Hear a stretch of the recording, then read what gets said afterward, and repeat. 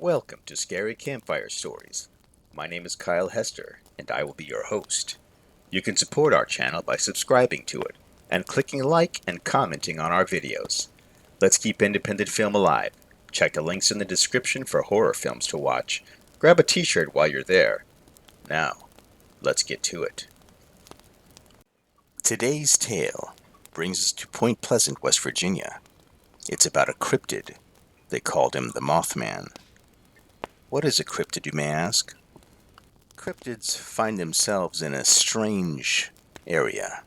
Cryptids are animals that cryptozoologists believe may exist somewhere in the wild, but are not believed to exist by mainstream science. So, cryptozoologists believe they exist, but mainstream science does not?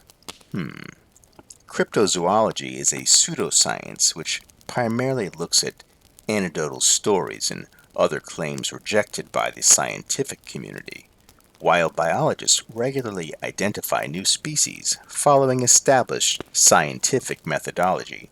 Cryptozoologists focus on entities mentioned in the folklore, record, and rumor. Entities that may be considered cryptids by cryptozoologists include Bigfoot, Yeti, Chupacabra, the Jersey Devil, and the Loch Ness Monster. As you might expect, scholars have noted that cryptozoology subculture rejected mainstream approaches from an early date, and that adherence often expresses hostility to mainstream science. Scholars have studied cryptozoologists and their influence, including pseudosciences. Noted parallels would be ghost hunting and ufology. Cryptozoology. I think I like this. Let's talk about the Mothman. In West Virginia folklore, the Mothman is a humanoid creature reportedly seen in Point Pleasant from November 15, 1966 to December 15, 1967. On November 15, 1966, two young couples from Point Pleasant, Roger and Lydia Scarberry, and Steve and Mary Millette, told police they saw a large gray creature whose eyes glowed red when the car's headlights picked it up. They described it as a large flying man with 10-foot wings, following their car while they were driving in an area right outside a town known as TNT area, the site of the former World War II munitions plant. During the next few days, other people reported similar sightings. Two volunteer firemen who saw it said it was a large bird with red eyes. Mason County Sheriff George Johnson commented that he believed the sightings were due to an unusually large heron he termed a shite poke. That's just a bird. I have questions. Contractor Newell Partridge told Johnson that when he aimed a flashlight at the creature in a nearby field, its eyes glowed like bicycle reflectors. Additionally, he blamed buzzing noises from his television set and the disappearance of his German Shepherd on the creature. They always blamed the creature.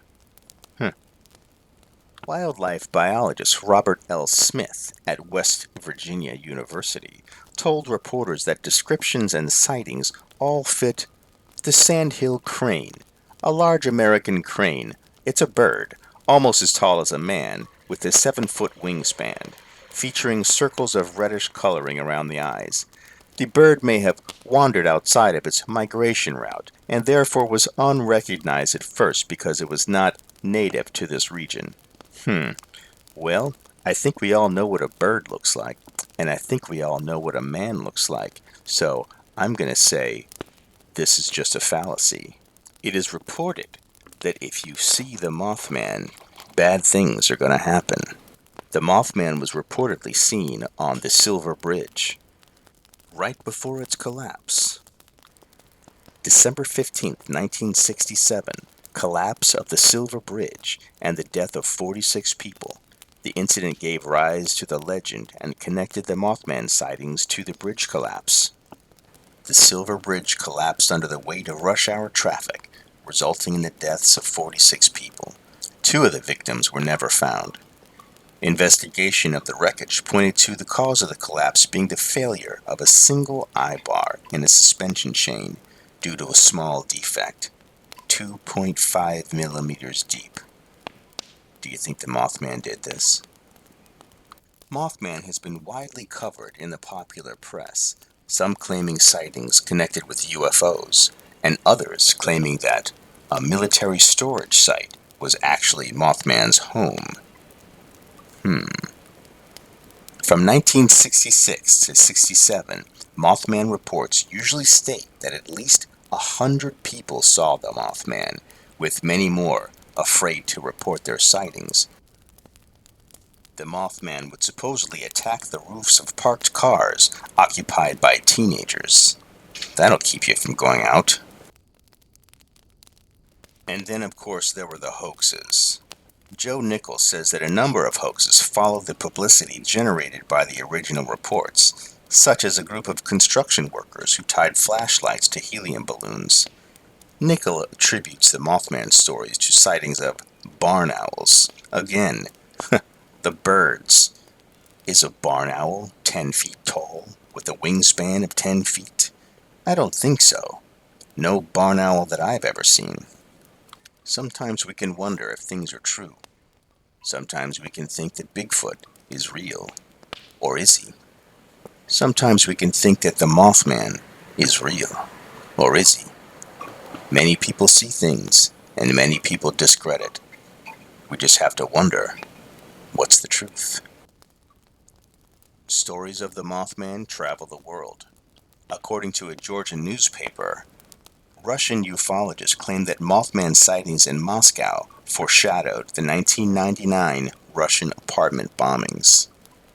Scapegoat, maybe? Point Pleasant held its first annual Mothman Festival in 2002. The Mothman Festival began after brainstorming creative ways for people to visit Point Pleasant.